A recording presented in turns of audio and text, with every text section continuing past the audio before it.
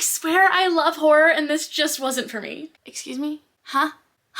I sat here for like 5 minutes after I finished listening to this in my driveway, just like staring off into the abyss with tears beginning to form in my eyes. And I'm just like over here. He is the definition of, if he wanted to, he would. I've come back to you with some good news. In my video where I was just going through and reacting to the Goodreads Choice Award nominees, I had it in my head that I would have to read every single horror nominee before voting time, but that's not true.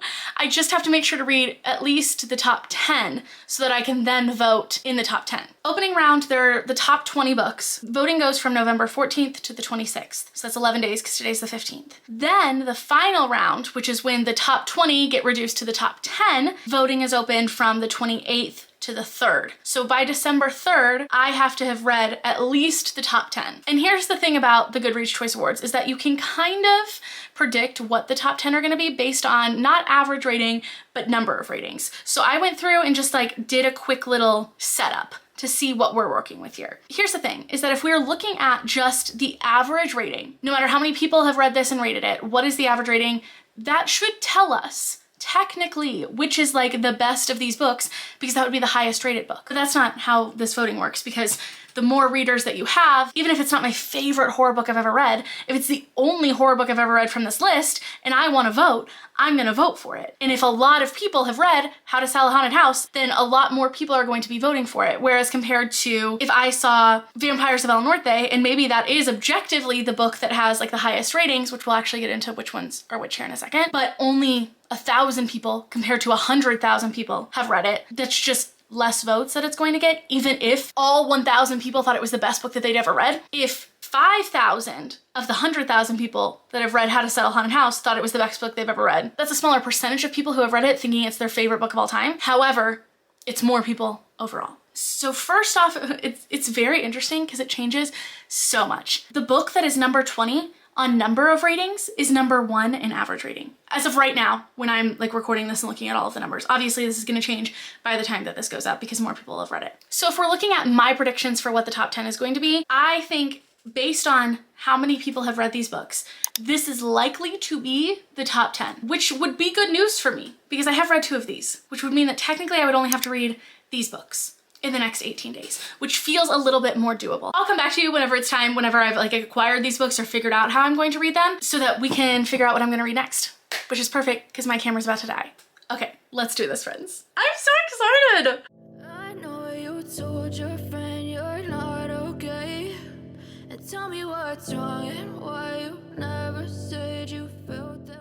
This is a weird angle, but it's gonna have to work because I did not bring my camera, but I got a lot of things. So I originally went to the library to pick up the last copy of Our Share of Night, and the audiobook is like 24 hours long. So I was like, I'm gonna need something to help me read along so I'm not just listening to 24 hours of audio. And they only had one more copy of this at my library, so I was like, I gotta go pick this up, which actually works out perfect because I wanted to talk to you anyway about Silver Nitrate, because my library did have the ebook and audiobook copy of this, so I've been reading it mainly on my Kindle, and I finished like part 1 of this last night. We haven't gotten any horror yet. Really, it's just been a character-based setup. We're getting alternating chapters, not necessarily like different points of view because this is all told in 3rd person, but we do get a chapter from Montserrat's perspective, which is our main character, and then her like childhood best friend, who she's also kind of like secretly, not so secretly in love with, Tristan, and their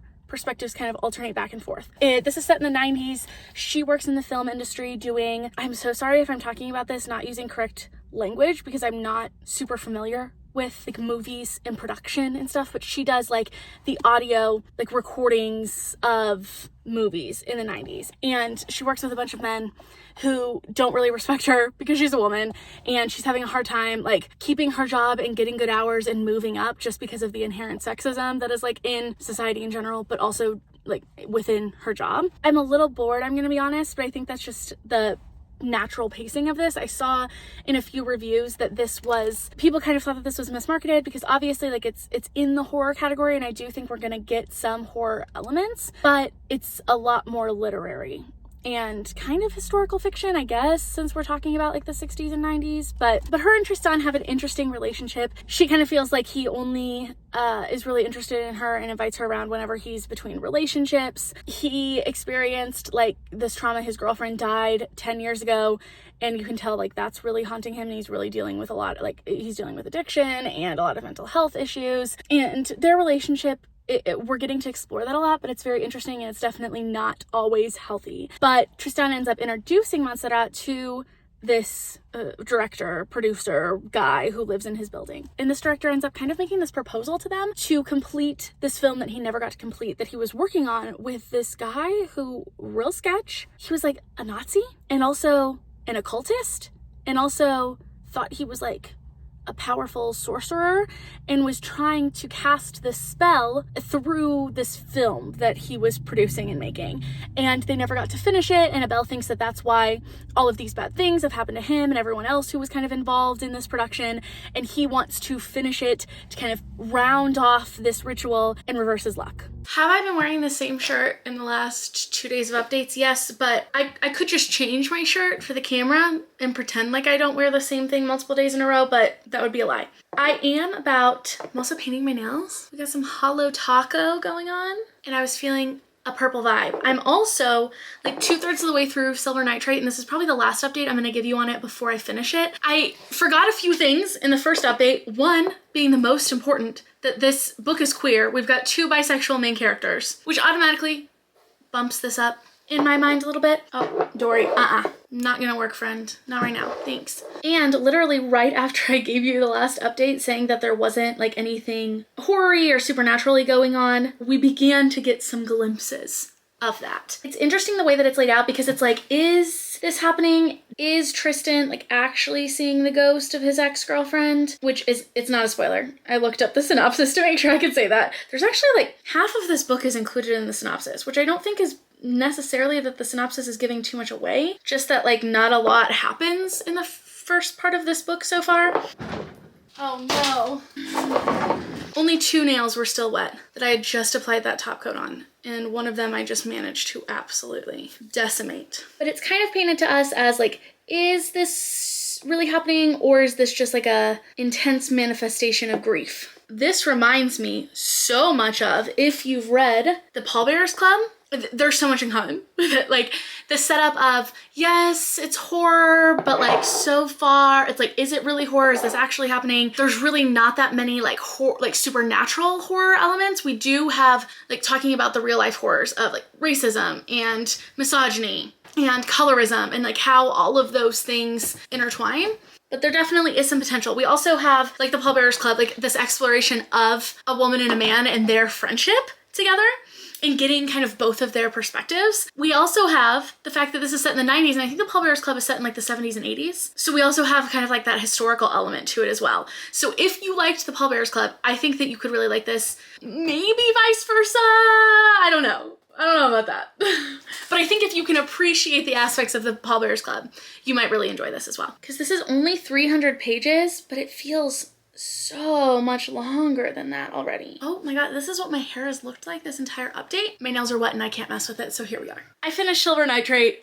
Listen, even when the horror picked up and it was supposed to be like really unsettling, and there was a lot going on. There were a lot of magical kind of super horror, yeah, like supernatural horror elements in this. The shit was happening. The characters were unsettled. I felt like I should have been too, and I just didn't feel like anything. I just kept bumping up the speed of the audiobook a little bit at a time to as fast as I could, just so I could get through this. And I honestly think I would have really struggled to get through this like if I was just reading this physically, if I didn't have the audiobook. I'm gonna say I like try to take notes so that I can remember. I don't even often like look at the notes while I'm actually talking to you, but often if I write out my thoughts first in my notes app, then I can remember like what I was thinking, and it just makes it easier so I'm not sitting here rambling, hating myself when it's time for me to edit these videos.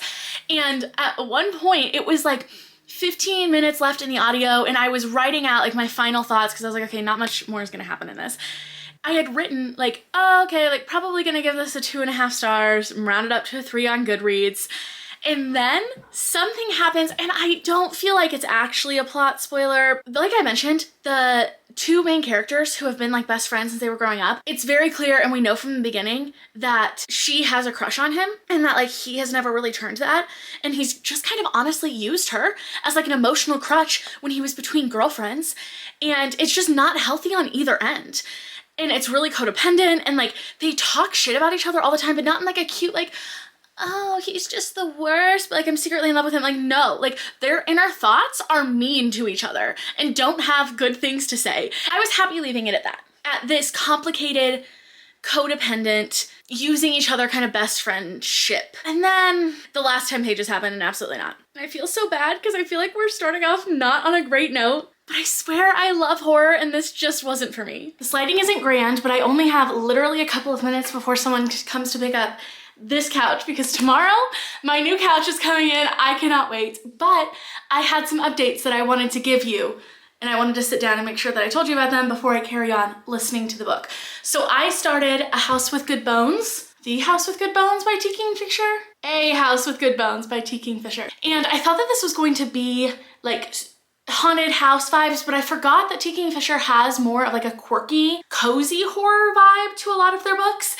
And I don't, okay, here's the thing, is that I do like the audiobook experience. I think that for me, it's probably the best way to be consuming this, because the audiobook narrator is great, and this just feels like a story that is best told through an audiobook. But the main character is written in a way that's kind of insufferable, because it's like she's this interesting mix of like quirky, not like other girls, but she's like also a really woke white woman who like recognizes racism and the patriarchy and like whatever. But then she also is like dad joke in a way that's like so over exaggerated, and I think that's kind of the point, but it's also kind of like so annoying. But anyway, our main character, she goes to stay with her mom, who her mom was living in her grandma's old house. And things are just weird. Like her mom is acting weird. She's like changed the house back to how it was when her grandma was still alive. And our main character, Sam, the reason that she's staying with her mom is because she was supposed to be on like some archaeological dig, because she is an insect scientist. I don't know the name for that. So she's really into insects. And let me tell you my biggest fear, flying insects. What is this book about? Ladybug horror. And that's a little bit tricky considering ladybugs are one of like the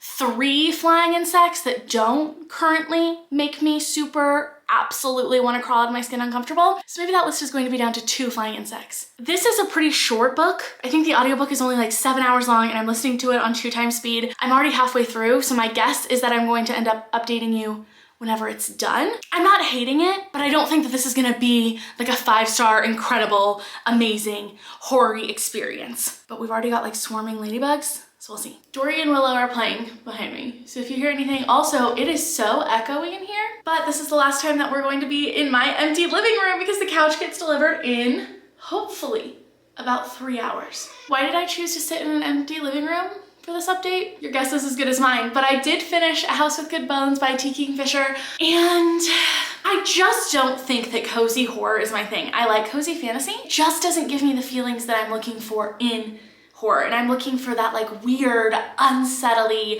even if nothing, it's not like super action-packed or like straight up scary horror. I like to feel really unsettled and like have a lot of questions and reveals and more of a horror plot, not necessarily a plot, but those spooky, unsettling elements. And I just didn't feel that in this one. And I think it's because of that like whimsical, cozy kind of tone. But if that's what you're looking for, and you're also wanting like a shorter book that explores mother-daughter dynamics and intergenerational trauma and has like insect horror and a haunted house, creepy, what is going on here kind of vibe, this one might be for you. It just wasn't for me. And now I'm getting a little bit nervous that maybe T. Kingfisher isn't for me, since I've now DNF'd 2 books and this one just didn't work very well for me. I feel like I'm gonna end up giving it a 3, but that is a very, a generous 3. Because a 2.5 doesn't sound right, because I didn't necessarily dislike it, although the main character did kind of annoy me. But We did have a main character who was fat and who was comfortable in her fatness, and it was just like a part of her that she didn't have an issue with. And we did explore characters and their fat phobia and how they were trying to put that on her, but she was like, I'm not having any of that shit. And I did enjoy that. Just a heads up though, nothing really happens in this book until the end of it. I guess that's not true. We have like some moments of like, with insects and stuff. Some like creepy, crawly, unsettling feelings if you feel about insects the way that I do. But not a lot of like actual horror things happen until that last, like on the audiobook, like 30 minutes, 30, 45 minutes. But if this is kind of your thing, you like Tea Kingfisher, you like that more whimsical, cozy horror vibe, I would not recommend it. Okay. Dory, are you loving your new little spot in the empty living room? Why can't anything ever be easy? I love the couch itself, but for some reason, in between the chase and this reclining chair, all three pieces recline, there's this huge gap. It was not like this in the store. And if I like knew there was gonna be this huge gap, I would have just put this between these two, because it looks small, it's not small. It's like the width of 3 of my fingers. That defeats the whole point of having a space that I can like lay out in. And also, I'm gonna have to get in contact with customer service because it came ripped in the back. I don't know if you can see that. Otherwise, like, it's beautiful, it's perfect in theory, but like these two don't connect correctly. So we're gonna have to do something about that. Rearrange it, or I don't know, get the piece that doesn't recline in the middle. But then that sucks because that defeats the purpose of why I got this specific couch. Either way, they're gonna have to probably replace this middle piece. I have been on the insomnia struggle bus lately. I basically spent like 2.5 days in bed, sleeping so much, and I think I was fighting something off. I also thought maybe it was seasonal depression, but now I'm pretty sure I was fighting something off because I'm being attacked by strep throat. I'm in the trenches out here. Everyone around me has head strep, and I'm just like over here. I started reading on my Kindle How to Sell a Haunted House, and let me tell you, Grady Hendrix, excuse me? I'm not gonna read this entire synopsis to you because you could literally do that on your own, but you're just gonna have to trust me when I actually have 2 things to say now that I remember this.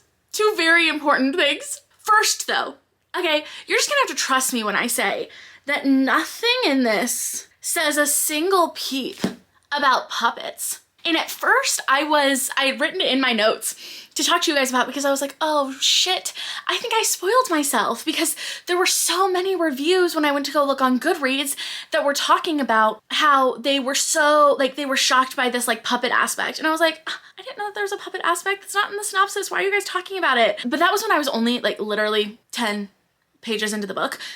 And I was gonna come on here and be like, guys, I think I spoiled you for something. Like, I think I spoiled myself for something. I wish that I would have just been thrown off by that element. But no, like, it doesn't make any sense why the synopsis doesn't talk about this because we start alluding to it. I'm not even that far into the book.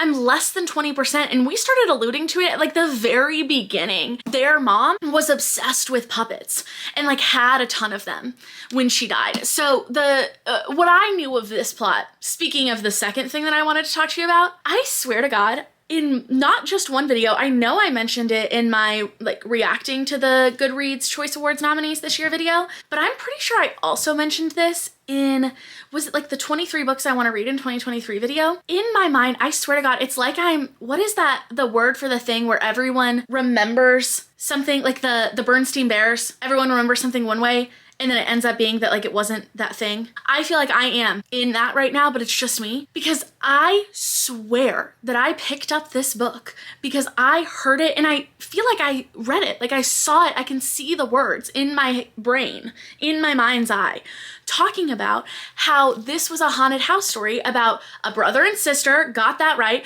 whose parents died, got that right, and they have to like go in and like fix up the house and maybe it's haunted, got that right.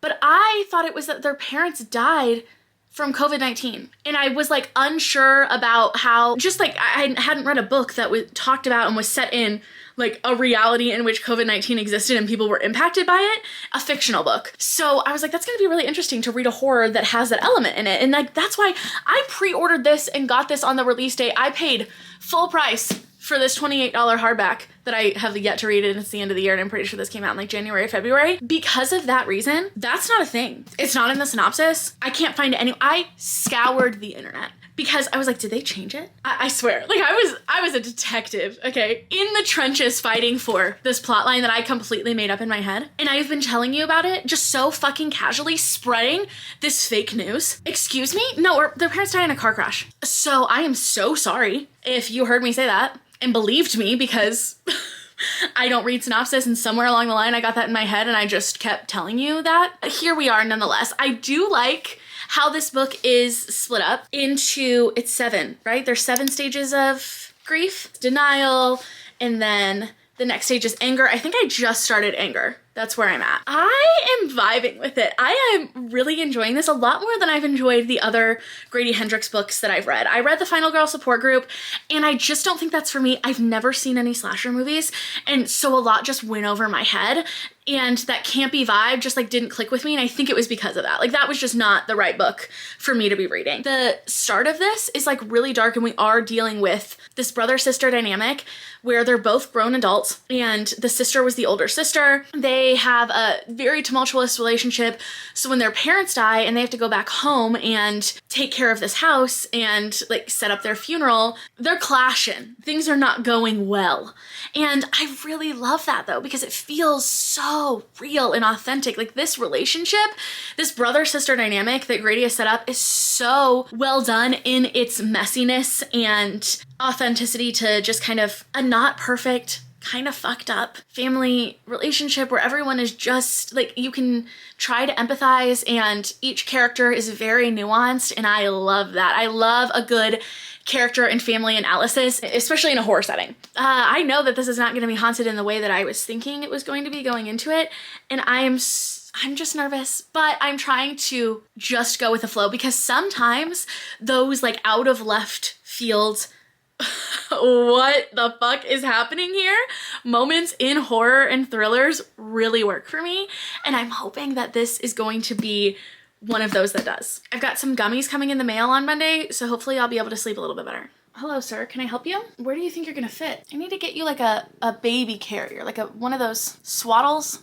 they carry babies in. Do you think that you would like that? You're kind of big. I don't know what the weight limit is on one of those. But he does this to me anytime I'm sitting down, which, yes, does include when I am going to the bathroom, when I'm in the bath. And he's done this since like the first day I got him. The first time he did it was when I was like in the bath, and he just crawled right up on my chest and was like, I will be here if you need me. It's a lot, but it's so cute. It's early, it's raining. I've already cried over a Noah Khan song this morning. I just woke up and I want to open some packages. So I thought we would just do like a super quick book haul, because I also got more books from the library. They had the Reformatory. One of my libraries, these are like all on hold for weeks, but at one of the locations for my libraries, we have like 10. I'm very lucky for the library system I have.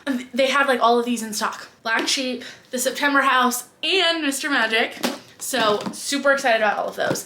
Then I also got in Holly by Stephen King. The wait time on this was so long at the library. I know I'm not gonna get a physical version of it, but I don't know if I'm actually gonna read the physical version or if I'm just gonna listen to the audiobook. So this might have been a mistake. I finished How to Sell a Haunted House and I loved it. Okay, but pause. Before you either like do either your clickety clackety on your keyboard or your clickety-clackety on your phone to tell me about how horrible this book was, or to just like take my advice and run with it and think that this is a recommendation.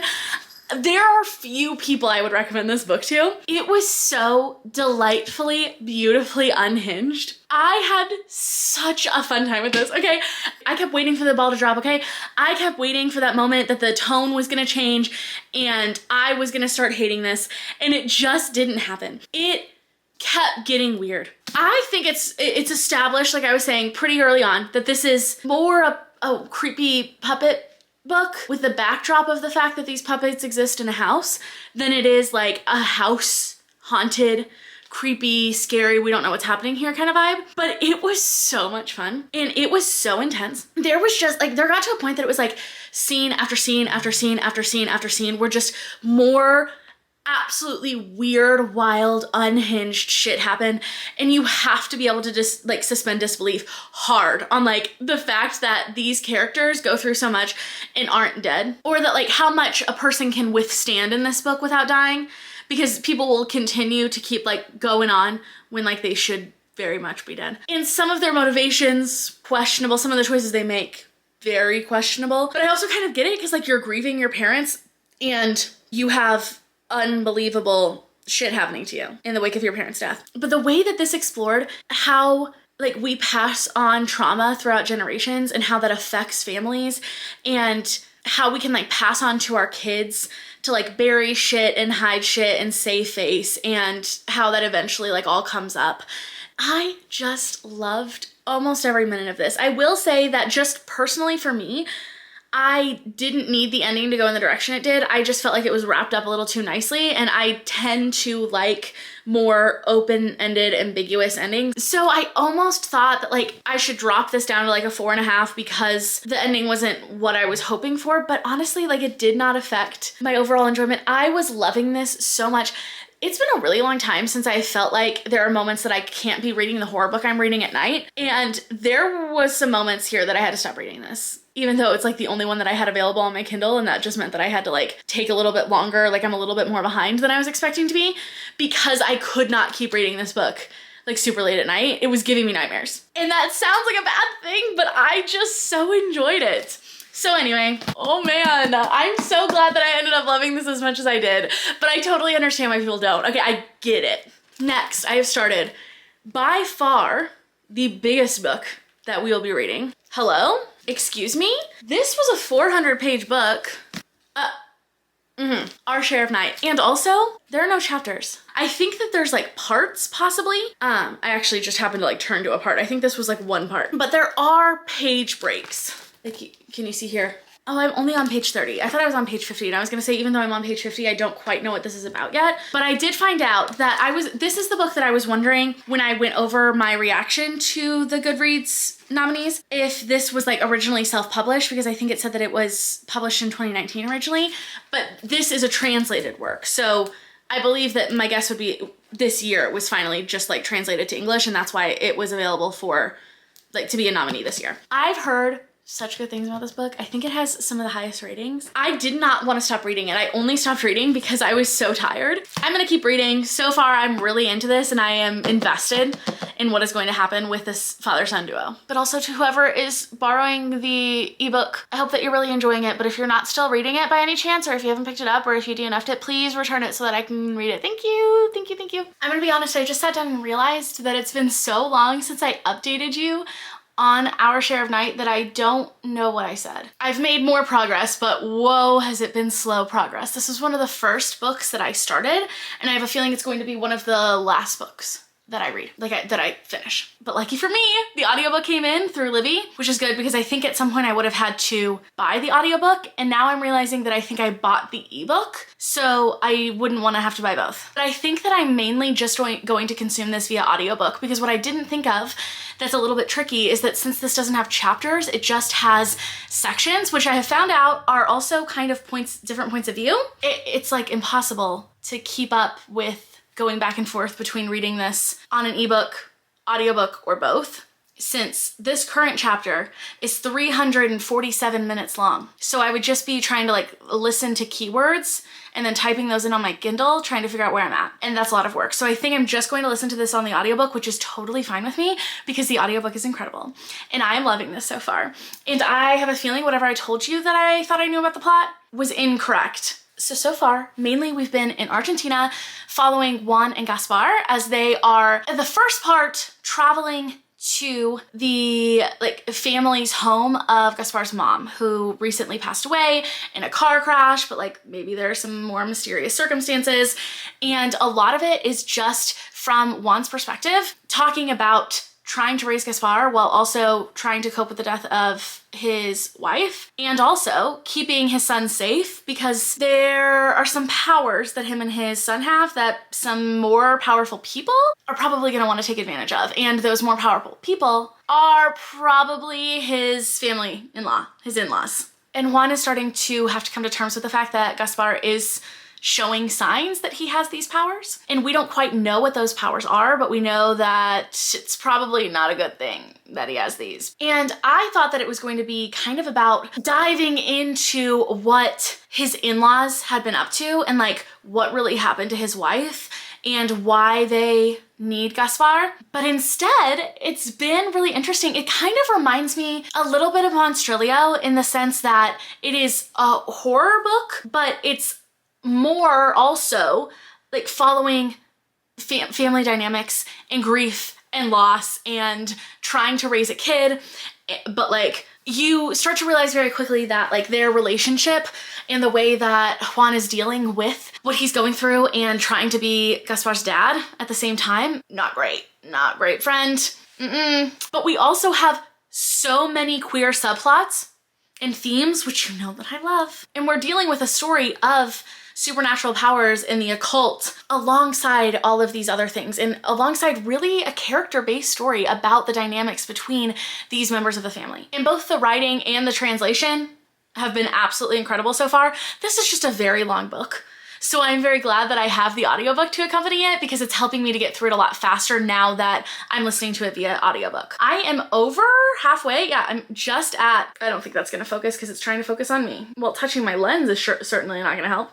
I'm just at the 60% mark. And if you know me, you know I love a good messy family dynamic and nuanced characters and queer characters. Please stop. And they're like all queer, which again, like also very much reminded me of Monstrilio, although these are very different stories in the way that they're written and the pacing. But I think if you like, so far, I would think that if you liked one of these, you could really like the other. I was supposed to wake up early this morning. Well, I was hoping to wake up early this morning because I have been lately to read as much as I possibly can. But I have started taking CBD gummies at night to try to help me sleep. I used to do this like a few years ago and it was really helpful. And it's not even to like help me sleep through the night. It's to help me get to sleep, because otherwise with my ADHD, it's hard for my brain to wind down, and it can take me like hours of being in bed to like finally fall asleep. And it's been helping, but unfortunately, I don't know if it was that or if I just was extra tired this morning and I needed some extra rest. I woke up at 7:30 and then I remember thinking like, okay, this is great, I'm gonna get up here soon. And then I fell back asleep until like 11. So I'm thinking the reason we're in the car is that we should go get some Starbucks. I also just placed a grocery delivery order so that I can make some lunch, listen to the last like 30 minutes of Our Share of Night, because I still have to finish that, but I'm so close. I'll probably be done by the time I get Starbucks. We'll get a little Starbies, and then hopefully I can whip out a whole book today. Can I get a venti iced gingerbread oat milk chai, please? Yeah, for sure. What else can I get you? That's it. Thank you. Thank you. I desperately need to find where I put my car mount for this camera so that I can give you a better view than my steering wheel and my dirty backseat anytime that I'm sitting in the car. But this is what we're working with right now. First off, Our Share of Night, fucking incredible. Like, I already want to reread this. Wish I would have had more time to read it. It's my fault, okay? It's no one else's. Because I would have gone through, like, I mean, I have the ebook, but I also kind of wish that I had a physical copy for myself so that I could go back through and reread and annotate it. And I also wish that I owned the audiobook so that I could listen to the audiobook as I go back through and reread and annotate it. And also, this book is making me wish desperately that I didn't lose so much of my Spanish fluency. I still know, like, enough to get by, but I don't think I would know enough to be able to read this in Spanish with that much fluency, but I wish that I could, so that I could read this like in the original language. But the translation, beautiful, incredible, wonderful. I sat here for like 5 minutes after I finished listening to this in my driveway, just like staring off into the abyss, like with tears beginning to form in my eyes just because of how good this was. And it's taken me a while to get through. Like, I think I've been reading this for the last like week or two. Since it was one of the first books that I picked up, like I said, and it is in fact one of the last ones that I'm finishing, but I don't feel like it was a slog at all, despite the fact that it was like 600 pages, I think. Yes, this is horror, but at the same time, and there are horrific elements to this. A lot of like body horror. There's some like gory things. We get like some supernatural occulty things happening. But through this lens of watching like Juan and Gaspar try to survive, and Juan's attempts to try to shield Gaspar from like the trauma that he went through, knowing that like the family wants him the way that they wanted to use Juan, and trying to stop that. Also being traumatized himself and being so hurt and having a lot of violence inside of himself and having to engage in a lot of violent things and taking out a lot of that on his son while also trying to protect his son. And then also watching Gaspar deal with all of this and try to be a boy that's growing into a man that doesn't fully understand everything that has happened to him, but knows that there's a lot of trauma there and has been through a lot of traumatic things with his dad and his mom dying, and knowing that there's a lot of questions that he's not going to get answered and that he's running from something that he doesn't quite fully understand. Through that lens, we're getting the messiness of love and the messiness of being a human and friendships in different family dynamics. This was just stunning. And there's a lot of talk about how greed can corrupt people. It often is taken out on like the most marginalized groups, and how sometimes people's tendency to keep wanting more and more and more is insatiable, and it's never going to be enough. And people at the very top willing to do literally whatever it takes, destroy whoever it takes, destroy themselves and everyone else's humanity, and to stop looking at people as human in order to get that power and money or whatever it is that they are seeking in constant abundance. And then as soon as you get a little bit, it's just like you just keep wanting more and more. I could see why people would DNF this. I could see why it would take a little bit to get into. I am a character-based girly. I'm character in writing, pretty writing. And that is what this is giving me. And for how long it was, there's not a lot of plot. There is a plot, okay? But we don't get a lot of answers in the way that I think that people would expect. So I could see why you would DNF it, or I could see why people wouldn't like this. But this was so well done. It did not go in the direction that I thought it was going to go. But I am so glad that it did what it did. 5 stars, baby. Easy 5 stars. So incredible. I think that this is one I'm just going to even have to think on more, because I feel like it's going to be one that I love as time goes on and I keep thinking about it. On a different related note, I got my Starbucks. I already put it in my Yeti because I was driving and I didn't want it to melt. Listen, when I saw that they had gingerbread syrup back, I was so excited. Then I remembered that half of the reason I was so excited they don't have back, and that brings me a little bit of sadness. If anyone can relate to this, not the working at Starbucks, but I did work at Starbucks from 2016 to like 2018. And during that time, that was when they might have had it before this, but when I discovered gorgeousness of the gingerbread tea latte. Listen, I guzzled those, and I don't even know what got me to try it, because gingerbread wouldn't normally be a flavor that I would be like, oh yeah, that's definitely for me. So I don't know maybe it was just that we were sampling it and I was like, holy shit. But the mixture of Starbucks's gingerbread syrup, and specifically, I think this was really what got it, was the Joy tea bags that they had, that I was hoping desperately when I saw that they had gingerbread tea, they didn't have the gingerbread tea lattes, but when I saw that they had gingerbread syrups back, I was like, oh my god, they brought Joy tea back. This is it, baby. This is it. And I don't think they did. Well, I know they didn't. And that makes me sad, but I think what I want to try, I can't even describe to you how amazing those were.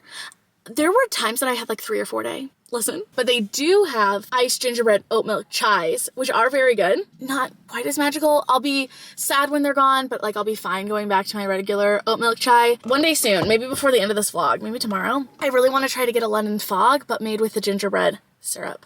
Because I feel like that's what we used to sub out when we were out of the Joy tea, was either English breakfast or Earl Grey. And I love Earl Grey tea. And I feel like that could be a close second to that Joy tea vibe. But then I'm also a little bit nervous to do that, because I'm like, oh my god, what if I love it so much and I know that gingerbread lattes are going away? Like, I know that the syrup's gonna be gone, and I don't know if they're gonna bring it back, because they didn't bring back gingerbread syrup for a few years. It's been a hot minute, I think. So do I want to fall in love with it again? I don't know. It sounds like a dangerous game. But maybe I can just learn to enjoy it while it's here, and then gracefully say goodbye. Now, let's get to reading and putting away my groceries that are now sitting out on the porch. I'm listening to Holly right now. I've literally been up for almost 6 hours, and I can't concentrate enough to physically read a book right now, so I've decided instead I'm going to paint my nails and just listen to an audiobook, and I'm gonna listen to Holly. Would not recommend starting this audiobook while you are getting and about to eat Fizzolis or any food. I have only read 2 Stephen King books, and I DNF'd one of them, and both of them were like way older books. Like, I tried to read Salem's Lot. I got like 75% of the way through it and I could not do it. But that I think was published in like the 70s. And then I read Pet Sematary and I really liked it, but that was published in like the 80s. So I have not kept up with or read or know much about like Stephen King's current works. But I was a little surprised, because like from what I have heard from other people, some complaints about Stephen King's books. I don't know if it's just like the older ones or if it's still a thing. The choices he makes around using like slurs, and it's supposed to be to like clearly represent that that character is like not a good character, I think. But it's like, dude, there are so many other ways that you could do that other than using the N-word. So I honestly didn't view him as much of like a liberal person. So I guess now would be a good time for me to actually get into what this book is about so far. We're following Holly, who has been a character, I believe, in some of Stephen King's books before, but I haven't read any of those, so I don't know her. But I don't think that you need to read those books in order to like understand what's going on here. But from what I can tell, she has like a private investigative business. She is looking into this case of this missing girl whose mom is like, hey, can you help me? Like, she was last seen at a gas station riding her bike that she always does to and from the library where she works, and then she just disappeared. And there's this odd note that says like, I'm done, or I'm so over this, or something like that. So she's looking into that. And then we're also getting the point of view of these two, I believe, like older professors who are kidnapping people and keeping them locked in a cage in their basement and forcing them to, like, basically starving them out and thirsting them out until they eat this like bowl of raw liver. It's a lot. That was the part that I was like, I'm gonna need to pause this until I'm done with my fazoli's. Thank you. But what is so extra interesting about this is that it is taking place during like 2020, 2021, during the height of COVID. And it's like in our universe where COVID happened and it's very prevalent, and Trump happened, and all of that, and all of the like just talk of politics at the time and of how COVID was so politicized. And our main character, Holly, like pretty much everyone, has strong views on that. And I was a little shocked because I was not expecting Mr. King to be out here talking about like talking shit on Trump and calling out like anti-vaxxers and anti-maskers, and even like some talk about Black Lives Matter and the corruption of the police force, which is an interesting take in a detective thriller, but like also I don't think she works for the police force. She just kind of like works alongside them. I don't know. I don't know her backstory. I was wondering if this was coming across as a little bit performative of like, oh, look at me, and like I'm so woke, and like I'm gonna talk about like, look at how terrible this character is because they're just so racist and they hold all of these internalized racist beliefs and they don't even realize it, which is all great. Just very unexpected, and I wasn't sure how that was coming across considering this conversation is coming from Stephen King and the history that I know that he has had around possible controversy and how he has displayed racism and homophobia in his books before. But again, the man has been writing for 50 years and people can change and grow and learn. So I wanted to go on Goodreads to see what people were saying about this. And let me tell you, if you just need a good laugh, go read the 1-star reviews for this book because he very much pissed off his conservative base, daring to speak of COVID and Trump and shoving his beliefs down their face. I think that there's a lot to be said about writing books.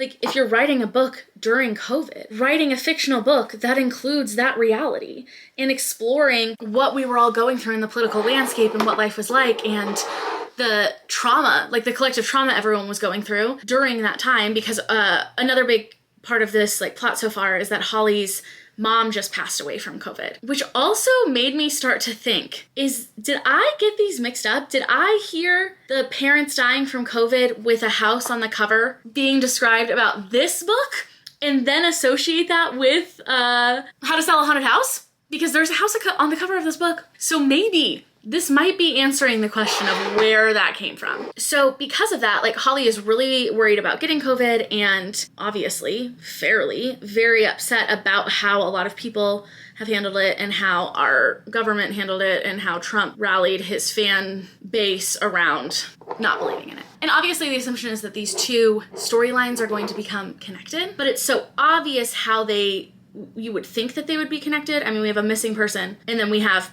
people being abducted and locked away in people's basements. So you can draw a connection from that. But I know with King, things are gonna get weird, and I already feel like he's been hinting a little bit at the possible weirdness, paranormal, supernatural, horror-y aspects of this, and I am excited. So I dug a little deeper and can confirm that apparently Stephen King is like really outspoken on Twitter about his like more liberal beliefs. So this is starting to make a little bit more sense. And it's starting to make me think that this is very intentionally over the top in saying what Stephen King wanted to say about COVID and Trump and people who just like generally had no respect for other people during the pandemic. And I think that I don't know, from what I'm gathering from reviews and the content of this book, it kind of feels like that was the whole point. Like not the whole point of the book, but the whole point of why he wrote it like this, to kind of be very clear with his like more conservative audience where he stands. That would be my guess. If this was me writing this book and I was really outspoken on Twitter about my liberal beliefs and I had like all of my my fans in the comments being like, I don't want to hear your political beliefs, I just want to read your books, I'd be like, then I'm gonna shove my political beliefs down your throat and you can stop reading my books. Thank you so much. So that could be just me projecting onto Stephen, but that's the vibe I'm getting. I have finished this. Thank God I had the audiobook. So here's the thing. If you want to read some funny reviews, go read the 1 stars. It's interesting because most of the 1 stars are just because people were annoyed with him putting politics into this, which if you've been here, you know that I think everything is political and reading is political, so I don't see an issue writing about politics in your book. That being said, was this good for me? Not really. I was really bored. Here's the thing about this, is that we're following Holly as she's trying to solve this case, but then we're also getting the other perspective of, we're getting a few different perspectives, I think, but like one of the other perspectives we're getting is, what's her name? Barbara, who I believe is a character from we would have seen before had I read any of these books that Holly's in. And I will say, I was saying at the beginning that I didn't think that not reading those books affected my understanding. And I still think that's true, but it might have affected my enjoyment of this book because there were definitely call outs that I could tell were referencing things that have happened in the past that I just didn't understand. She uses the word poopy a lot, which I also feel like is probably an inside joke that I am not privy to, and that's okay. But the other perspectives we're getting in this book, we know what's going on, like the whole time. We know who is causing these disappearances.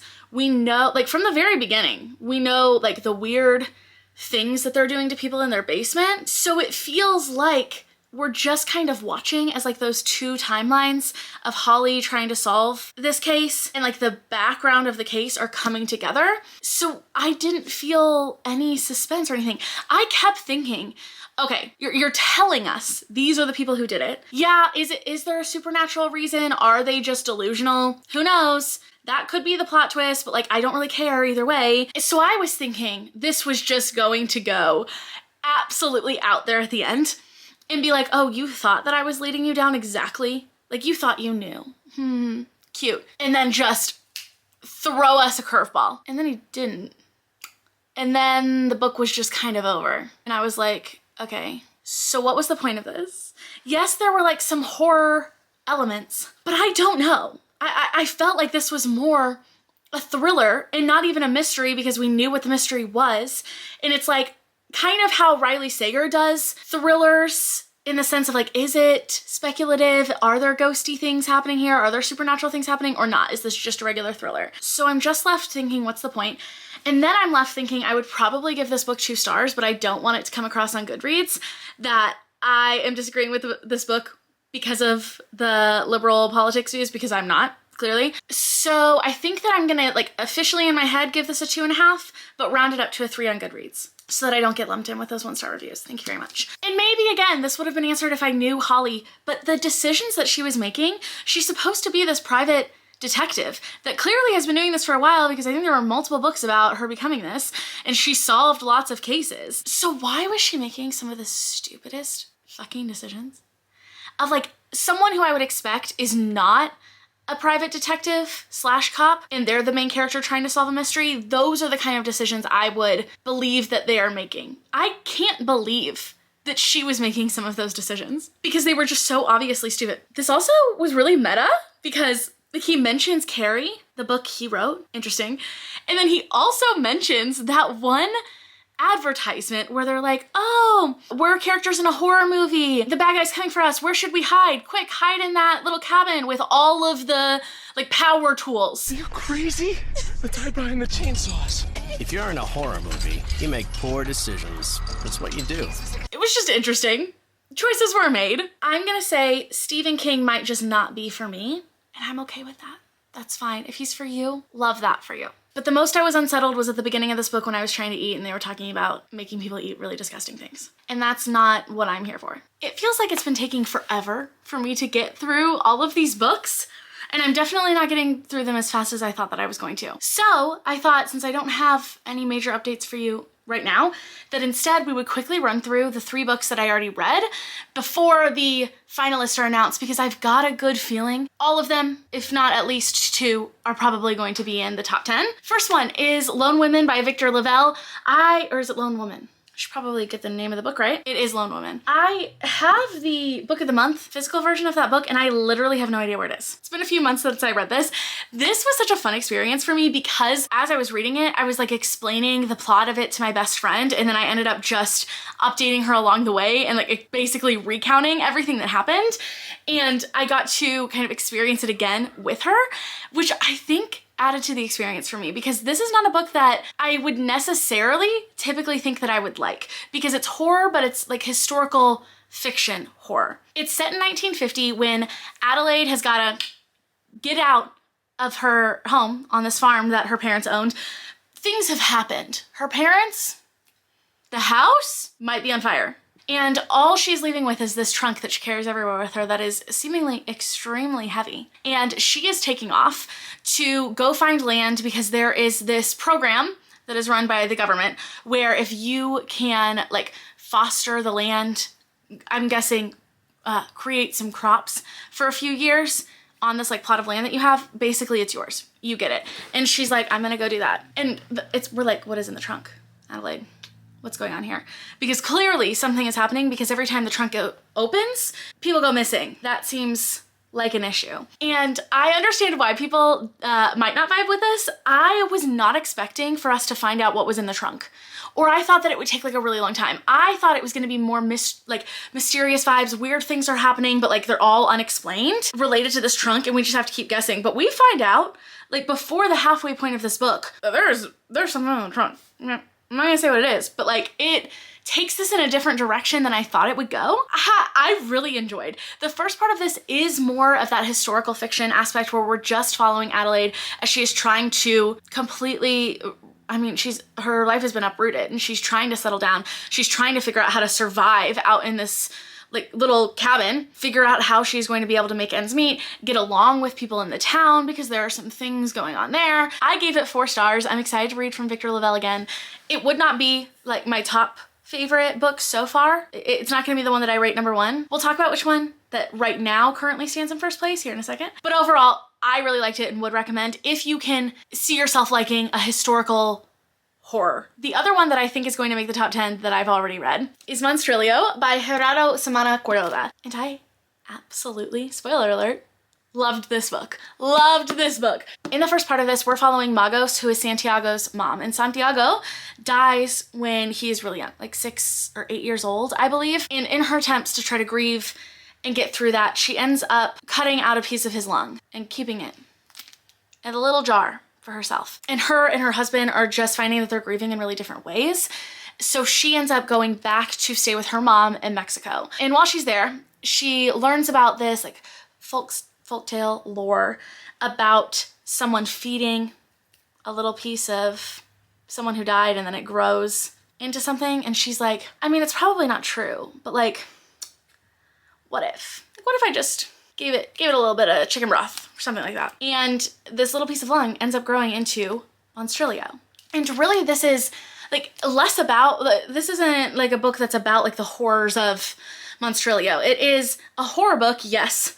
Really, it's more about intergenerational trauma and love and grief and what love looks like and what grief looks like in all of its different forms, because the main point and plot of this book is us following Magos and her husband and their family friend as they are trying to raise Monstrilio and trying to figure out how to love and honor him best and how to take care of him, but what that looks like, and also grieving the son that that they've lost, Santiago, and how Monstrilio kind of not takes his place, but in what ways he kind of does. This book is beautifully queer.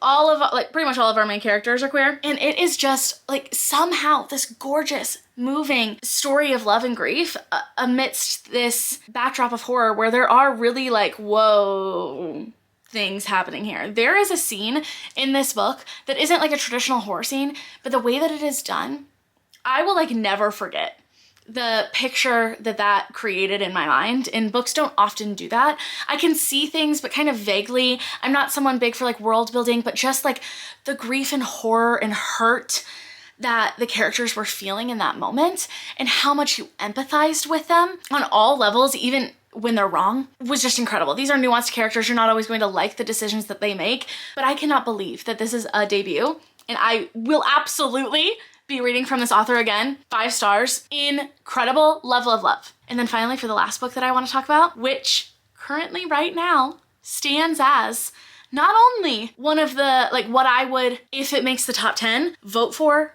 as my pick of the litter, based off of the books that I've read right now, knowing I haven't read all of them yet, it might also be one of my favorite books of the year.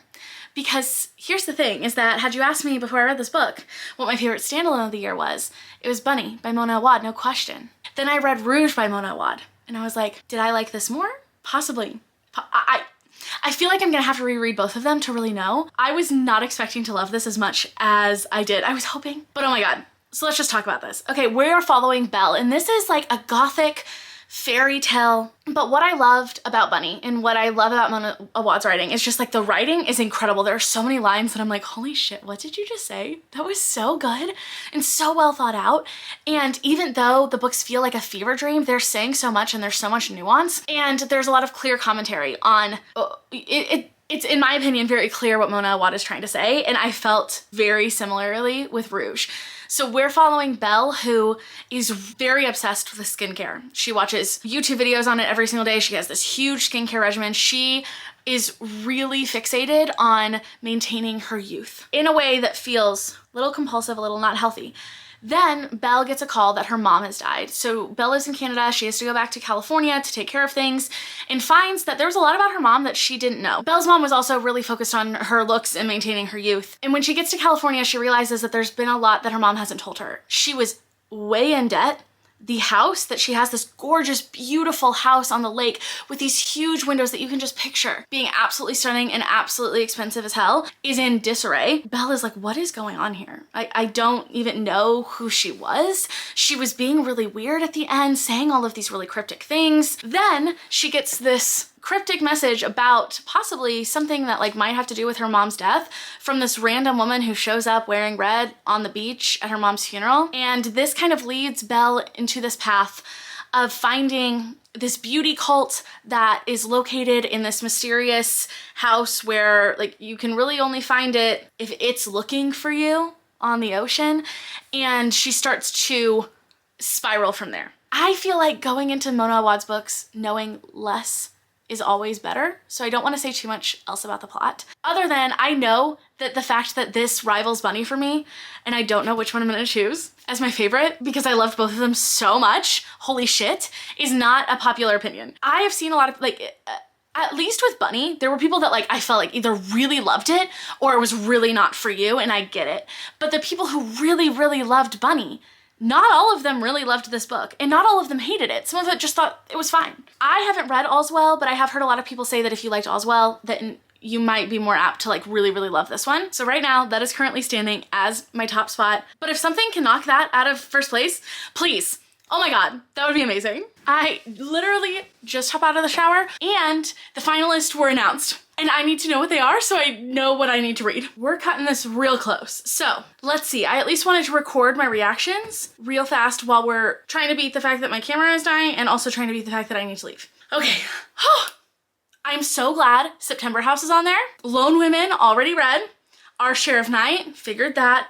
Vampires of El Norte, I figured. Holly, I figured. Okay, Silver Nitrate. Oh, okay. A House with Good Bones. How to Sell a Haunted House. Oh, Rouge and My Darling Girl? What? Okay, I don't think I had that on my list at all. but I did pick that up from the library, so I can read that. This is making me feel so much better. I was really worried that I wasn't gonna have enough time, but we might just be able to pull this off, folks. Okay, let's do it. I would move that pile of blanket, but Willow is just so comfy cozy on it, so we're not gonna move that. Last night I started reading The September House, and I am flying through it, which is a nice change of pace because I just feel like, for whatever reason, maybe it's because all of these books are a lot longer than I was expecting and a lot longer than a lot of the horror books that I typically read. I just feel like I am slugging through, getting through all of these books. I've also just been really busy, so I've been reading a lot less. So it just feels like it's been taking more time, even if I've been enjoying the books that I'm reading. But the fact that I got through almost 40% of this last night before I could even update you, because I was just like going, says a lot. And I think it has to do with the vibe and writing style of this book. It is giving me kind of T. Kingfisher vibes in the sense that this is horror. Like, this house is haunted for sure. Blood drips from the walls. There are tons of ghosts in the house that have a history. They've been killed in the house. They are revealing themselves. But it doesn't feel like the stakes are super high, and it doesn't feel super like suspenseful or dark because it's amongst this more like cozy, whimsical, funny background. Like, the things that I've highlighted in this book already are times that have like actually made me laugh out loud while reading this, while also there are like some gruesome things happening. So we have Margaret and Hal, who just wanted to live their best American dream lives, okay? Their daughter, born and raised, she goes to college. They've spent their life renting different houses and different apartments, and finally their dream house comes on the market, this old Victorian house that is within their budget, and they're like, oh my God, this is perfect. And as they're walking through this house and the realtor is showing them around, the realtor's like, so just so you know, I'm like legally required to disclose to you that there was a death in the house, but that was like a long time ago and it's fine. And Margaret and Hal are like so obsessed with the clawfoot tub and the original fixtures and the wood paneling that they are like, don't care, sounds great, love that, when can we move in? And then they're like, let me just check out this little basement. And the realtor's like, yeah, you have fun down there, I'm not going down there, but it's fine. It's fine, isn't it so cute? So they buy this house, and then we're in the present day, like a few years later, after they've been dealing with the hauntings and the happenings and the ghostly supernatural things of this house for a while. And it has gotten to the point where Hal is like, this is too much. Every single September, shit goes down here. And like, we almost died last year, so like maybe we shouldn't do another September in this house. And Margaret's like, but this is my dream house and I'm not just gonna leave because things are getting like a little bit difficult. Like, yeah, the house like has some quirks, okay? Like, but we just have to learn how to deal with it. It's fine. We're not just gonna like throw it away because it's a little spooky, ghosty, haunted. And Hal is like, okay, I'm out. So Catherine calls and is like, Mom, where's Dad? I haven't heard from him in like a month. And she's like, yeah, he's gone. And Catherine's like, what do you mean gone? And Margaret's like, I mean gone. And Catherine's like, so you mean missing? Have you heard from him? No. Okay, I'm coming to the house and I'm gonna talk to the police and we're gonna figure out where Dad went. And Margaret's like, oh, that's not gonna work. Could you come like in October? Because Catherine doesn't know that the house is haunted, obviously. Otherwise she would be like, Mom, you gotta get out. So Margaret's like, how am I going to try to keep Catherine from like seeing all of these ghosts, like the ghost in the closet? Which one of these rooms is the least haunted? And that's her main focus right now. And it's just a fun time. It has mixed reviews. I'm hoping that it continues to vibe with me the way that it has been for this first 40%, because I honestly couldn't tell you what the plot is gonna be. I don't know where it's going. I don't know how dark it's gonna get. I'm guessing we're just gonna start revealing like what happened last September, what are some of these other quirks like as this month goes by, because as September, like it gets deeper into September, apparently things get worse. And she had boarded up the basement because of what happened last year, but she didn't want Catherine coming and being like, Mom, why is the basement boarded up? You've got some explaining to do. So she unboarded the basement, which feels like that's not gonna be good. Okay, well this book took, hello, you wanted to join? Quite the fucking turn. Literally like right after I updated you, around like the 40, 50, oh, thank you, % mark. It went from that like silly, goofy mood, whimsical, not even whimsical, just like cozy, gory horror things are being described, but the way that they're being described doesn't feel serious, to like a completely different shift in mood but still trying to maintain some of that like cozy horror vibe, and it just did not work for me at all. Whoa. This was so repetitive. It was just us listening to Catherine and her mom inside of this house, arguing back and forth about what happened to dad. We can tell, I already knew. Like, it's pretty obvious, I think, from the beginning, like where this is headed. And if nothing else, it's at least like, it's obvious that the mom knows what happened to the dad, or she's in the loop a little bit because she's not concerned about finding him at all. And we are finding out like some secrets of their past, but again, it just felt like once those started getting hinted at, it was very obvious where this was going. And I was hoping that because of that, it was going to go off in a different direction, and it just didn't. Like, remember when I said that I wasn't sure where the plot was going to go? That was because the obvious way the point was going, the plot of like, oh, we're going to start figuring out what happened last September and meet a few more of the ghosts and find out where her dad is. And Catherine's going to find out that the house is haunted. I wasn't expecting it to actually go in that direction because that was just like the obvious way it was going. So I don't know, maybe this wasn't for me. I understand why people like it, especially if you're looking for clearly haunted house, cozy horror vibe. Maybe cozy fantasy is for me, but maybe cozy horror is just not. With that being said, I have 3 more days to read the next books that I have to read. So I am going to start on Vampires of El Norte. I am hoping that while I wait for them to come replace parts of this couch that are broken, they're supposed to be here like later today, that I can hopefully crank through a little bit of this, because it's the only book that I've had so far that I haven't been able to get on audiobook or on my Kindle.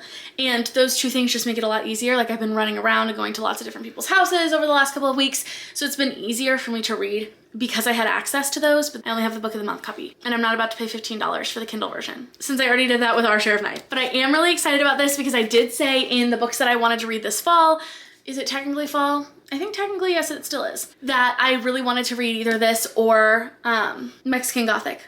No, that's not the same. That's Silvia Moreno Garcia. The Hacienda. So this made up my mind for me on which one I'm gonna read first. My bangs are doing something real weird because I use one of those puffy headbands when I'm doing my makeup, and it always messes with my bangs, so I just have to tuck them behind.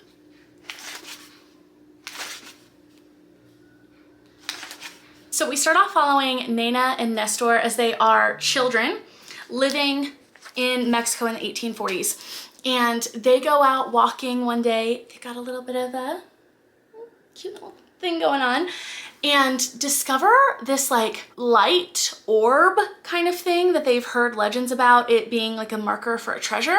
So Nestor's like, I'm gonna dig that up. And Nana's like, I don't know if that's a good idea. And as soon as he starts doing that, this thing comes and attacks them. Nestor tries to save Nena, but like seemingly he brings her back. She's got this like big bite mark on her neck, brings her back home, and she's declared dead. Her dad is furious at Nestor, so he takes off out of there. He's done. Because like he's obviously heartbroken over the death of his best friend and the girl that he really likes, and also scared shitless of her father. So then we flash to 9 years in the future, and Nestor has become a vaquero and is traveling around, still thinks about Nena all the time, still really grieving her loss. It just keeps like trying to find that love that he felt for her in other women, but just can't. And then we find out Nena did not die. I mean, she appeared dead. We left her with like blue lips, not breathing, cold skin. And at home, she's training with her abuela to be this like healer kind of person, I think. And in an attempt to try to prove her worth to her father so that he doesn't marry her off. Because at the beginning, we're kind of starting off with like the families talking about how they are going to marry their children to try to get like as much land as possible and to keep their farms going and all of that. But in the shadows, lurking in the woods, lurking right outside of Nena's vision is something that is still haunting her. And we don't know for sure what it is yet, but we kind of know because it says in the synopsis and literally in the title that it's a vampire. And it's important to know that Nestor thought that he killed, or did seemingly kill, the vampire. He, with a shovel. I'm already loving the writing, the way that they were talking about each other when they were young, and how like each other felt like coming home. And like Nestor even says like when he's older, oh, I wish I would have marked it, but there was this line about like how he's learned better than to make another person feel like home again. Like he's never gonna consider another person to be home because he did that with Nena and then look where it got him because he thinks that she's dead. I'm so excited about this because I am really already fucking with the writing and I already love these characters and I think that this is gonna be great. They are going to deliver my couch hopefully in the next couple of hours, but before that, I'm gonna go on a little coffee date and then hopefully figure out this couch situation. Do anyone else's cats like only wanna eat off the floor? They'll tolerate eating off of a bowl or a plate, but really they just want me to sprinkle food onto the floor. Dory doesn't even tolerate it. She scoops out the food and then eats it off of the floor. I've read things that has to do with their whiskers, but that doesn't make any sense when it comes to a plate. It's specifically the floor. I got my couch, I think fixed, tentatively. Apparently, the gap between the two cushions is just a weird fucking design flaw, which is bold. And if I didn't love the rest of this couch, maybe I would put up a fight about it. Not a fight. Everyone be extremely nice to customer service representatives, okay? They are not the ones you're fighting. Fight with Ashley Furniture. But I love this couch. And like within my price range, I'm not going to get something else like this. So I am just in the process of grieving what I thought that the couch would be, and it's not even that big of a deal. It is literally just moving the cup holder rest, but it does change things a little bit. Like it makes it so the one kind of off on its own is the chase, not the regular recliner. And that's probably gonna be where I work. That also makes it so it's closer to the window, my front porch, and I kind of want it to be back. It doesn't matter. I'm sure in the end, I'm probably even gonna love it even more. I'm just in that grieving process of like, being okay with the fact that it's going to be a little bit different now. That way the gap is between cup holder here and this sofa, not where you're laying. So a button isn't going up your ass. Because a surprise button up my ass is not what I'm looking for when I'm laying on the couch. When that's not the vibe. I am absolutely obsessed with the love interests in this book. Really, that is what I'm here for. And that is very impressive because I'm not a romance girly typically. But I have been rooting for them since like page 7 and like very much invested in them as characters and where their story is gonna go and how all of this is gonna play out. Because the thing is that like Nestor thought that she died, ran off. Nana doesn't remember anything. So she thinks that like he just left. And from doing the math, I think that they were like 13, 14 when all of this happened. I think they're like 21, 22 now. So she's been living thinking that he just like left and never heard from him again. And like his family would write him letters to update him about like what was happening. And he would like give them little updates, but she never got to talk to him and like never really got to grieve that loss of that friendship. And the culture surrounding like talking about what she went through was that you don't talk about it, that like it's bad luck if you narrowly escape death and then survive to keep talking about that and thinking about it. So she never really got answers to what happened to her or got the chance to be able to check in on Nestor and see if he was okay and like let him know that she was alive. She didn't know that he didn't know that she was alive. So now that they are back together, he is like going to knock on her door thinking I'm so excited that I get to see her, but I can't believe that she's alive, and trying to piece these two realities together, and also trying to deal with the fact that like the choice that he made, even though he was a kid, knowing that he can't take that back and he can't take that time back, and knowing that like if he had just stuck around and like found out, yada yada. He like shows up at her door and she's like, fuck you. You've been gone for 9 years and you think that you're just gonna prancy prance back into my life when you left without a fucking word. And he's like, but you were dead. And she's like, stop telling stories. I don't want to hear it. There are so many beautiful quotes in this, and the fact that in such little time I already feel so invested in these characters is not something that I was expecting. This feels just as much, if not more, of a love story than it does horror. And not in a way that I, like normally I would complain about that, but like not in a way I'm complaining about. We are still getting this background of knowing that something is happening with these vampires. People are getting sick and they didn't really know why. And like, we know why, but like the characters didn't know why. But at the heart of it, it is really their story and them coming back together and trying to reconcile everything that happened to them when they were a kid and since they've been away, and who they were then, and the idea of this love, this childhood love that they had versus who they are now, and like whether they can ever reconcile those two things. Loving it. I am more than halfway through. You can see my little bookmark here. And I'm hoping to just whip this out here within the next few hours. So I'm gonna go take a bath because I'm very cold. And unless anything major changes, I'll update you when I'm done. This was everything that I needed right now that I did not even know that I was asking for. Did I know that I was getting into a love story, a horror love story? Nope. Am I so glad that I did? Yep. I didn't want to get off the couch to stop reading this, so I don't know if you can see, I just started like folding pages because I wanted to remember certain parts, and like I basically wanted to tab it, but I didn't want to stop reading it in order to get tabs and highlighters. So I just started bookmarking pages because I just could not get enough of these two. Stop. And I don't want to like reduce this to just a beautiful love story because it's so much more than that. Why are you eating my dress, Willow? Hey, what if you didn't do that? This is so much more than a love story. It talks about colonialism and like these two having to fight to save their families and face discrimination and colorism and attacks against the Anglos, the white people who were attacking them and their people and trying to take their land. The way that this element of vampires was done was so different than I've seen it done before. And she talks a little bit about like why that came about and like how she came up with the way that she was going to include vampires in this tale in the author's note. But even without the author's note, like I thought it really spoke for itself, and I really, really loved how everything about this was done. Let me just read you a few quotes, okay? His fears shifted beneath his skin. New ones rose and grew thorns. He did not know what he meant to her.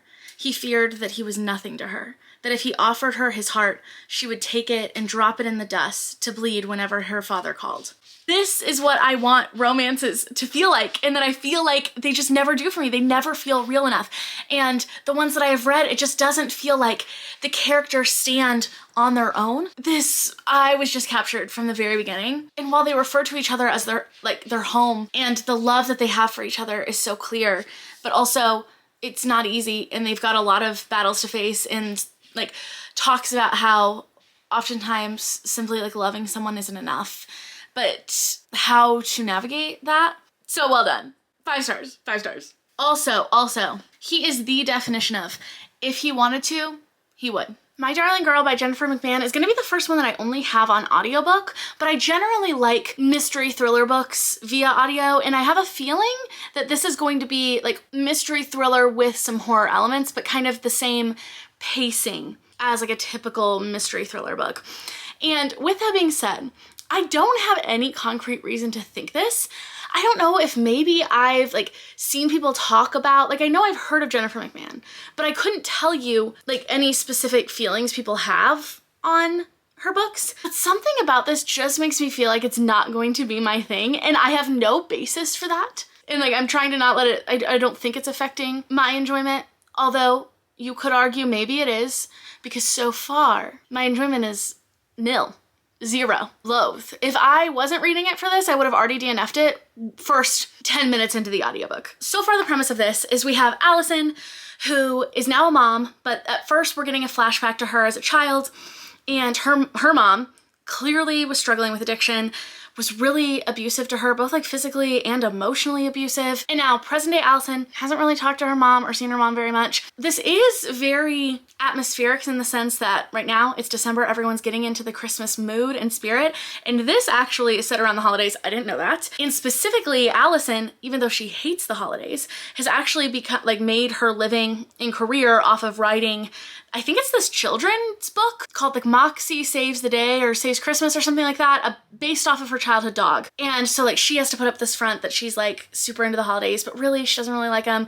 But her husband and her children are really into the holidays. I just got a feeling this is probably gonna play a role because we're really setting that up. And as someone who wants to be a holiday girly and is relearning to love the holidays, because as a kid and even like into my 20s weren't good vibes around the holidays, I can relate to the not wanting to be a Grinch and like loving that other people love it, but it just not being my thing. But that's not all I can find relatable about these characters so far.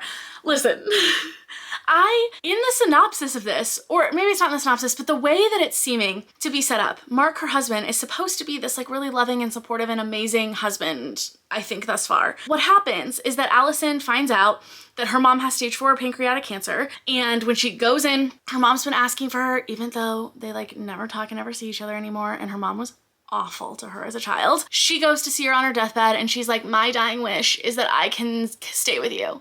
And I know that I like don't deserve to ask you this of you, but like, please can I just stay with you during my last days? So Allison goes back and talks to Mark. It was so weird. He was like, your mom who did all of those awful things to you, because he knows, I've got a feeling not everything, but he knows enough. He's heard enough of the stories, heard a story about her mom pranking Allison by saying that her brother was dead.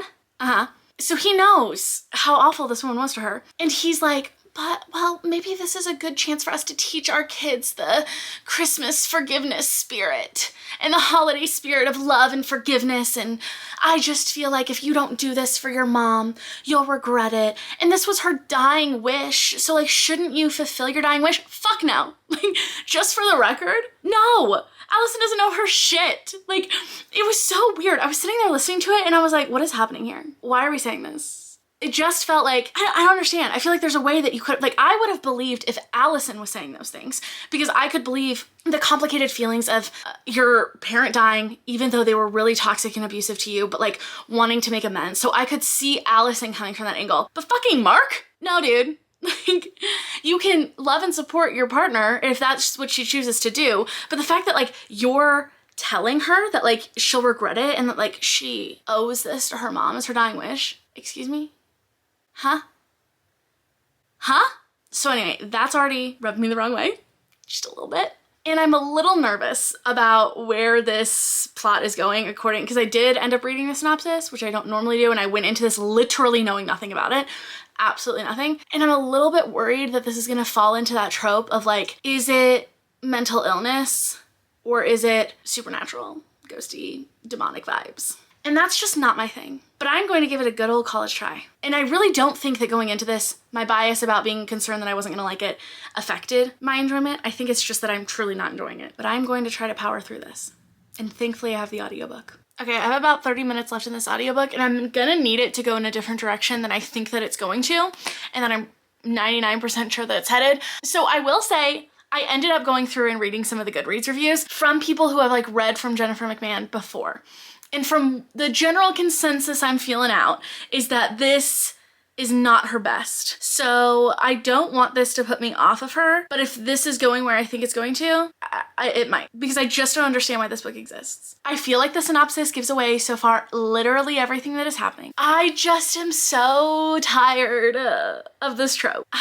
It just feels like something that was written in like 2012. And I'm so sad because I don't want it to end on this note. I am so desperately hoping I'm wrong and that this just goes there, because I also have heard some reviews that the ending is really good. So I am crossing my fingers, but I just can't. And also, I was going to come on here and like make a joke because at one point, like at the very beginning, she let out the breath that she didn't know she was holding. And that's like such a cliche like line in books that I was gonna make a joke about it. And then she used that line again. And then she almost like, she used a variation of that line a third time. And I was like, this cannot be real. This was not a book that was published in October of 2023. And I keep comparing it to, even though I never finished this book because I wanted to, but then I ended up having to read another book. And then I was like, I just need to go back through and reread this entire book. And that's Nana by Brandon Massey. I think that's the author. That was another like demon possessed grandma, evil grandma kind of horror vibe. That was so well done and reminds me of this book, but better in like every single way. Now this is making me want to go read that because this is like the great value brand of that book. Sorry, was that a little harsh? I'm just really pissed. I'm very thankful I have this audiobook and that I'm not wasting my time physically reading it. And this has just been something that's kind of been on the background, like while I was getting ready this morning and going to the chiropractor. And maybe I'm also feeling a little bit sassy because I have been like having a thing. I don't know if I've talked about this on this channel, but with a chiropractor, I really messed up my back. And usually like if I pinch my sciatic nerve, it takes care of itself. It wasn't this time. Then I re-injured it. Then I was so scared of going to a chiropractor because I've had some things in the past with chiropractors. So I did a ton of research, finally found one that had just like incredible reviews. Everyone raved about him. And then I found out that he was like basically scamming me. And then he like started throwing really incorrect and unhealthy fat phobic shit my way, which like thankfully I'm in a place that I can be like, yo friend, oh, you're talking to the wrong person here. But that's not gonna be the case for everyone. And I was really upset at that. So anyway, I went to a new chiropractor today and she was absolutely lovely. And I cried afterward just because it was like so nice to like have someone seem to like actually care and listen to me and not just want to see me for 90 seconds and take a bunch of my money. So maybe I'm just like in a mood. Maybe she like loosened up all of my sassy bones, but I was feeling this way for the last like 24 hours while I've been listening to this on and off. So I will keep you updated. It sucks that we're ending on this note, but if anything, maybe it's on brand that we're ending on a sassy note, and maybe it will be even more on brand if this just surprises me and is absolutely fucking fantastic in the last 30 minutes. I would like the record to show that I said from the first clip that I don't fuck with Mark. I want us all to note that, okay? Can we get a counter for how many times people or objects are holding their breath in this book? I wish I had my Kindle version of this so that I could figure that out, because I think it's a lot. It's a lot. I don't want to show you too much. I don't think any of this is a spoiler. Nothing about this plot could possibly be spoiled because they told you what it's about in the synopsis. But here, the house is holding its breath. And here, the house is also holding its breath. And I swear to God, a couple of pages ago, but now I can't find it, she was holding her breath. Everyone needs to breathe. Let those breaths out that you didn't realize you were holding. Sorry, I'm being petty. It's just, I have to be petty to get through this last little bit, okay? Anything for me to hold on to my sanity during these times? No, no, nope, nope, nope, nope, nope. Absolutely not. Okay, listen, whatever little hope I had for that ending, it was not good. It was not good. It was worse than I was expecting, actually, which was really impressive because I was not expecting much. This, 1 star. I hated this. I hated every moment of this book. And if you loved it, I love that for you so much. I genuinely do. I don't get it at all. At all. The synopsis literally gives everything away. And listen, I know that I'm someone who doesn't like to typically read a synopsis because I feel like it gives away a lot of the book. But when I say it gives away a lot of the book, I mean like this amount, not the entire thing. I just am not a fan of this trope. Not a fan of how it was done. I feel like I can see that the author was trying to have some commentary on like what being gaslit and abused by a parental figure feels like, and gaslit by like other people in your life. But to make that comparison to this, it didn't feel like horror being a commentary on real life horror. It felt like horror being a justification for real life horror, and that I'm like not here for. And maybe that's just my interpretation of it. If you disagree, that's totally fine, but I hated this. 1 star. Horrible. Wow. Wow. Wow. With that being said, I feel like we have to move on from that, end on a different note. So to end on a higher note, let's talk about the books that I read for this video and what book I'm gonna place my vote for. Because let me tell you, it was a much harder decision than I thought it was going to be. So the only book I don't have a physical copy of is Rouge by Mona Awad. So I'm just going to replace it with Bunny, and we'll just have to remember that this is actually Rouge, not Bunny, okay? Whoa, okay. These are the 10 finalists. Why do I have the smallest book on the bottom? Because why make things easier for myself? Now, let me order these in order of my rating and talk about them because I feel like these books fall into kind of like 2 distinct groups. Now, if you were here for that 5-star slump of the slumps that I had during the summer where I went like 3 months without ever reading a 5-star, you might be extremely excited to see that all of these 5 books, all 5 stars. Half of the top 10 for me in the Goodreads horror were 5 stars. What? And honestly, like on any given day, most of these I think you could kind of like move around. I think for me, nothing was going to beat out Rouge by Mona Awad, which we're pretending is not Bunny. I hate that this is the only one that I don't have. It makes me actually like want to go to Barnes & Noble and go get it and refilm this entire piece. But I don't know if I'm gonna have time to do that. If I had a sticky note, I would put Rouge. I don't think I do though. But honestly, especially like these top 4, Rouge, Our Sheriff Night, Vampires of El Norte, and How to Sell a Haunted House, were so unbelievably good for me. Like, I know that this is gonna be in my top 10 of the year. Any of these could possibly make it. And that makes me so freaking excited. But then here's the thing. is that I feel like these bottom 5 all fell so flat for me. Like, technically this was a 3-star and this was a 1-star, but honestly, I literally could not tell you any of the plot of A House with Good Bones. I just read it. Couldn't tell you. Completely forgot. Couldn't tell you how it ends. So I feel like that was a very generous 3 stars, and the rest of these were like 2s and 1s. And I just don't feel like there was like a middle ground of like, yeah, this is really good, but like not a favorite, not like incredible. It was either I really loved it or I really did not like it. And that is very interesting to me. I'll have to go look back and like look at my horror books and see if like maybe this is a common theme for me. Maybe I do either really love or really dislike the books that I'm reading in the horror genre. But another thing that I do want to point out that I was actually talking to one of my friends about the other day with the Goodreads Choice Awards is that a lot of times, especially in certain categories, it's very evident how much the top, like the books that make it into the Goodreads Choice Awards to even be voted on, how little diversity there is in those categories. And I feel like the mystery genre generally really suffers from this. The romance genre generally really suffers from this. And I will say, like, considering there was a lot of diversity within these books, and that's something that I always really love about horror, and I think is always going to stick with me, is reading from women, queer people, people of color, and their experiences, because horror genre just, like, gets it. But we had a lot of queer characters, a lot of characters, like, that are people of color, but also authors that are people of color. There's only a couple men in this list. A few. 1, 2, 3? No, not this one. This one. The main white man in the horror genre. So I am glad to see that we did get some diversity in authors and voices and stories that were being told. And having like a translated work of horror in this, loved. And it was so fucking good. It was so good. So for the first year ever, I get to, with a day and 11 hours, almost 12 remaining, go cast my vote for the best, in my opinion, horror book of the year, knowing that like I actually have read all of the books and I have now an informed decision to make.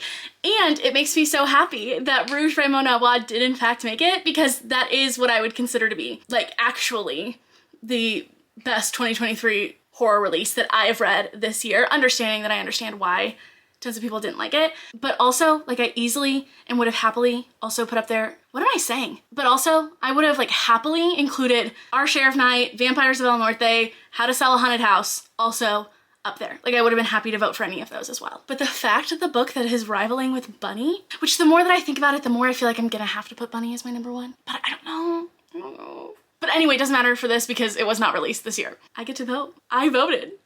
Which means that if you follow me on Goodreads, you'll have gotten like a little sneak peek at this vlog to see like who I voted for. Because I think that it tells people who, like which books you voted for. So even though nothing dethroned Queen Mona Awad for me, there were so many surprises in here.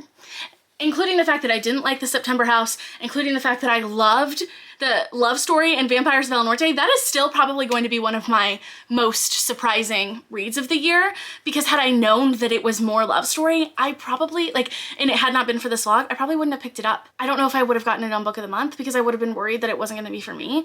And the fact that I fell in love with those characters so quickly.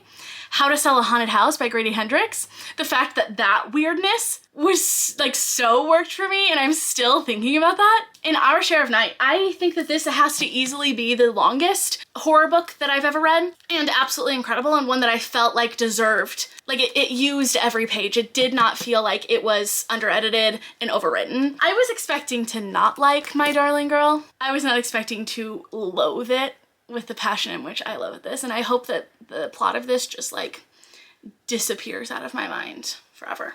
So I really hope that you enjoyed this video. Shout out to Kayla from Books and Lala, because I think that she was the original one to ever do this idea of like reading all of the books in a certain category from the Goodreads Choice Awards. And she's like pretty much always done horror, but I am like 99% sure this year that she's not doing horror again. This horror genre hasn't been working out as well for her this year. I think she's doing something different. Like this exists because of her incredible creativity, and she's like one of my favorite booktubers and creators, and I would not be doing this. I probably wouldn't be creating book content if not for her, but I definitely wouldn't be doing this challenge if not for her. So I'm sure you already are subscribed to her, but if not, come on friends, come on. What are we doing here? If you like my videos, I feel like you've got to like her. Let me know down in the comments what your vote would have been for. What was your best horror book of the year? What was your just best read in general? Even if you're not a horror girly, That's totally fine. I get it. Did you agree or disagree with me on any of these? I want to know. My favorite is always hearing from you all in the comments. This was so much fun. Remember to hit that like button and subscribe button if you enjoyed, and I'll see you all next time.